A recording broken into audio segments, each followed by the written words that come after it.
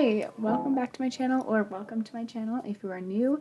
I'm Caroline. What's up? So today I wanted to do a Netflix suggestion video for you guys, but I also wanted to do my makeup as I was talking to you guys. I have done this on my channel before and I just like the style of it, and I kind of wanted to do like a little chit chat video, make it a little bit more chill. Also, I have my mic in my shot today.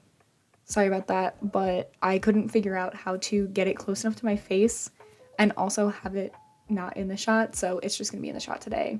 Sorry about that. But yeah, so I'm gonna be suggesting some shows for you guys to watch. I've been watching a lot of these shows over and over and over again because I have a tendency to kind of latch on to things and never let them go. So a lot of these shows are shows that I've watched at least 10 times. Like, I've watched some of them like a good 15 times through, all the way through. But yeah, these are like mostly my old reliable shows. There are some shows that I have watched in the past month or two. But yeah, anyway, I've been getting tongue-tied for the last 10 minutes, so let's just get right into this video. I'm gonna start doing my makeup and talk to you about the first shows. So yeah. So the first ones we're going to talk about are dramas. I have 3 categories. I only have 10 shows on this list, but let me know if you want more after this one. These are just like the 10 shows that are like go-to either at the moment or just like really ever. But the first drama on this list is Bridgerton. So Bridgerton is like an 18th century like Gossip Girl kind of. It's honestly, my mom and I watched it in like 2 days. It's so good. It's about this girl who's like newly on the marriage market or whatever, and she has to find a husband. And it's basically just one of those like angsty love stories, I guess. And it's like, it's kind of cliche and it's predictable. There are points where like you're like, oh, well, I kind of saw that happening. But there is like really good character development in it. There's one character who he just like makes these decisions and it makes you so frustrated 90% of the time, or at least it made me frustrated, but like in a good way. And he comes around in the end, and it's just like I really enjoyed the show. I've already gotten like a few of my friends to watch it and they really liked it. They watched it all the way through already. It's only 8 episodes, I think, because it's just the first season, and it's really good. It's so good. I don't even know what else to say other than it's just such a good show. You kind of have to watch it for yourself to even know really what's going on. But it's also very modernized. That's the other thing. Like, it's a period piece, but they use modern music in a way that's really, really interesting. So they took the song Thank You Next by Ariana Grande and they actually played it in like an 1800s style. Like, they played it with like violins and stuff. But I thought that was really cool too. But yeah, that's like a really quick watch. I think it really took us like 3 days to watch because there's only 1 season right now. The one thing about the show is it's a little bit like not safe for work. Like, I wouldn't say it's a very family friendly show. There are a lot of explicit scenes, we'll say, but it is just such a really interesting show. It's kind of like, the way I described it to my mom was if Gossip Girl met like Downton Abbey, kind of, except it's like in high society and like it follows around the rich people and stuff. So if you're looking for a period piece set in London, I would say Bridgerton is a really good watch. Okay, so the next show is Criminal Minds. Criminal Minds. When I tell you, this show has made me cry. This show is insane. It's such a good show. This was my first time watching Criminal Minds, and I've had friends in the past talk about how good it is. It's true crime based, so every episode has like its own true crime case around it, and I'm pretty sure a lot of them are based on real true crime cases. I haven't finished it yet. I've only gotten like 6 seasons in. I think there are 15 seasons in total, but there's only 12 on Netflix, I want to say, and I'm only about halfway through the ones on Netflix. So, but yeah, it's very deep. Obviously there's like violence and like stuff like that because it is like an FBI cop show, so it's gonna come with that kind of stuff. But if you're looking for that kind of show, like an FBI cop drama, the main storyline of the show is that it is a FBI team that analyzes behavior in order to catch the bad guys. It's a typical 2000s cop show, but the characters are really just like what makes it. It's really just that good. You just have to watch it, I think. But yeah, so if you're looking for an FBI cop drama, I would say Criminal Minds is the one to start off on because it's just so good. So the next one on this list, this is another show that I actually watched rather recently. It is a Netflix original, I'm pretty sure, and it's called Maniac. This show is so good. It is pretty deep, and it's just, it's so beautiful. Oh my god, it's so beautiful. So it takes place with these two characters who both sign up for a drug trial, but one of them is like already addicted to the drug, even though it's not out on the market yet, and she was going into the drug trial trying to just get more of it. And the other guy is just struggling with depression and anxiety and stuff, and he is going to the drug trial for money, I think. I can't even remember why he does it, but it's basically a drug that makes you hallucinate, and their hallucinations become intertwined. So it follows these two characters as they go through this drug trial, and like each episode I think is a different hallucination. It's kind of like WandaVision, except WandaVision isn't hallucinations, it's kind of something else. It has the feel of that, where you don't really know what's going on all the time, and you don't really know what's fake and what's real, if that makes sense. I'm pretty sure it's a limited series, so I think it only has one season, and it's only ever going to have one season, but it is so worth the watch, and it took me about a day or two to watch all of it, because it was so good that I just like flew through it. The last drama that I have on this list is Sex Education. I wasn't really sure if I should put this under drama or under sitcom, but I do feel like it's more of like a drama because it's not 30-minute episodes. There's more like intense themes to it. It basically is just like a high school kid whose mom is a sex educator, so she basically is just very open about sexuality and things, and so her son has to like navigate being a teenager whose mom is like a sex educator who ends up like working at the school and stuff. He ends up selling sexual education advice to his classmates in order to like help them out because the school doesn't really teach them everything that they need to know. And it's about like him trying to go through high school and like deal with crushes and like also make money off of his classmates as they try to like get an education from him, I guess. But it's really good and it's really funny. I think there's 3 seasons and the next season is coming out either in the summer or the fall. The show is also an English cast, but apparently, according to a few of my English friends, it takes place in a very Americanized high school where there's like no uniforms and just it's kind of like a mix of both cultures, which I thought was really interesting. And it's just a really good show. I personally love this show. I would watch it over and over and over again. And it's just like, it's very angsty and like teen drama. Like, I don't know. It's funny too. Like some of the situations that these kids get into in this show is like, how have you not learned these things? But that's what our main character is really there for, is to teach his fellow classmates who haven't learned everything that they need to know going into their lives a little bit more. You know? We all need someone like that in our lives, I think.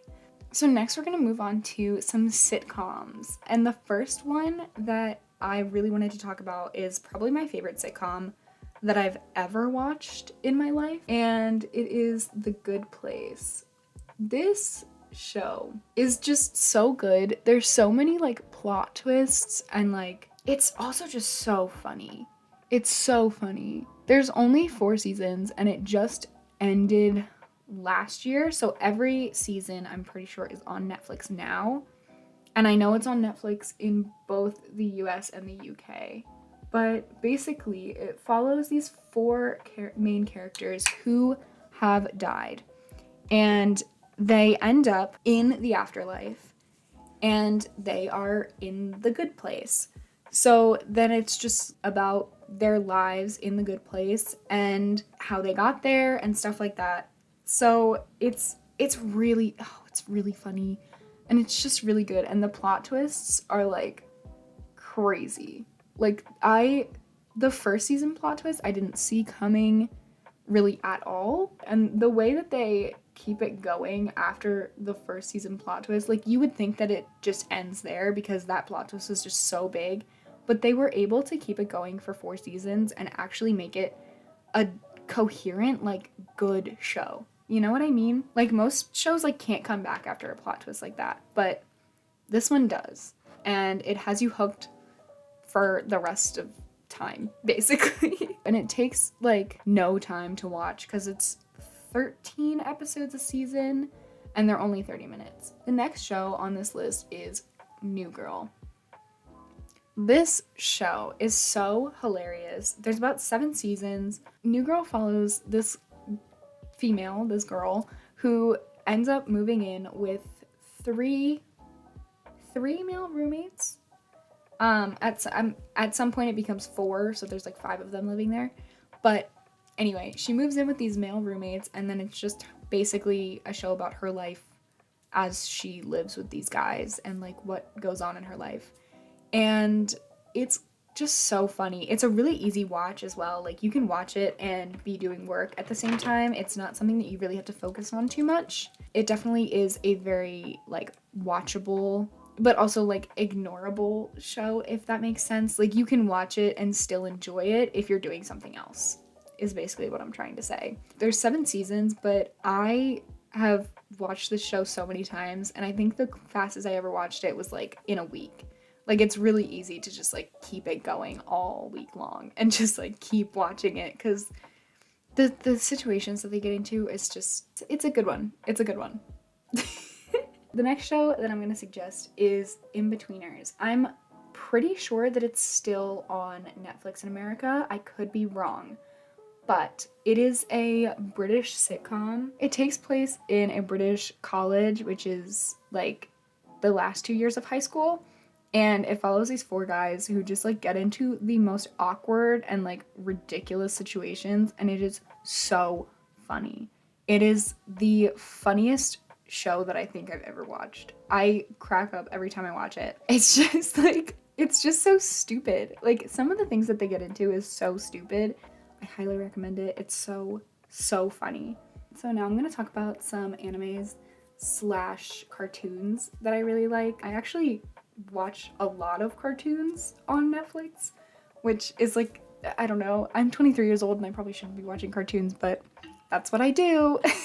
But the first one I wanted to talk to you guys about was Full Metal Alchemist Brotherhood. Oh my god, this anime, my friend suggested it to me a couple months ago, and I watched it in a week. I think there's like 5 seasons, and I find it really difficult to focus on TV shows with my full attention, which don't ask me how I got through film school, but this is the first anime that I actually watched mostly subbed instead of dubbed, and let me tell you, that is a feat for me because I am dyslexic and I have trouble focusing on things. So the fact that I was willing to read all of the subtitles tells you that this is a good anime. I was so invested in this anime for like a week and a half, like while watching it. It's so good. It follows these 2 boys. Their mother died and then they tried to bring her back to life. And then it ended up that one of them lost an arm and a leg, and the other one ended up losing his whole body trying to bring his mother back. And it just follows them trying to get their bodies back and trying to like live normal lives as alchemists, which are basically like magicians.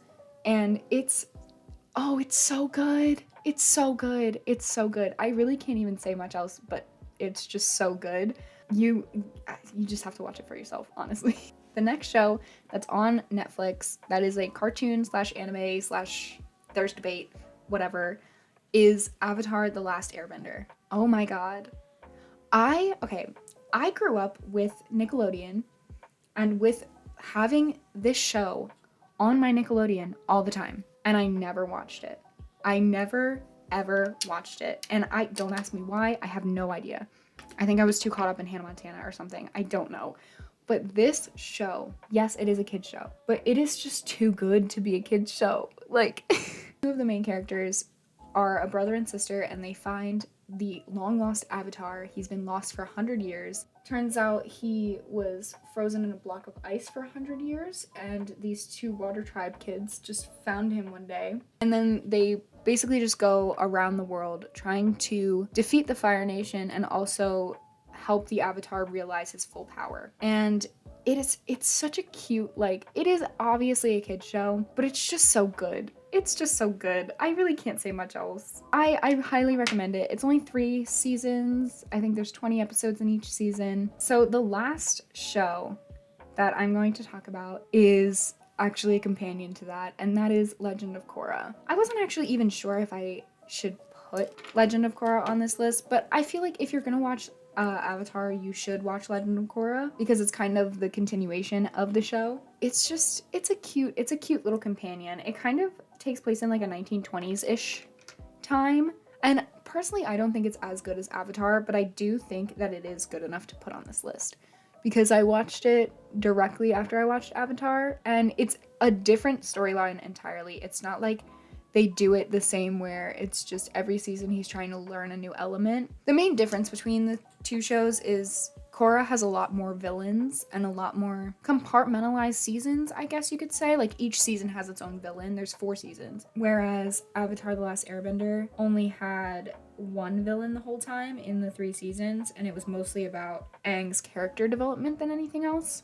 But I personally like Avatar: The Last Airbender better, but I do think that you should watch Korra if you've watched Avatar because obviously they're like companion shows. That is the end of today's video. I hope you guys liked it. I thought this was like just like a chill little chit chat video that I could do, and I just wanted to like kind of do my makeup and like chat to you guys about some shows that I thought you would like. If you want me to do Disney Plus or like Hulu or Amazon Prime suggestions, I can do that for you guys because I do have all of that stuff. So thank you guys for watching. If you watched all this far, I really hope you enjoyed. If you did, leave a like and subscribe if you want to. You don't have to if you don't want to, but it would be really cool if you did. And yeah, I guess I will see you guys in the next video.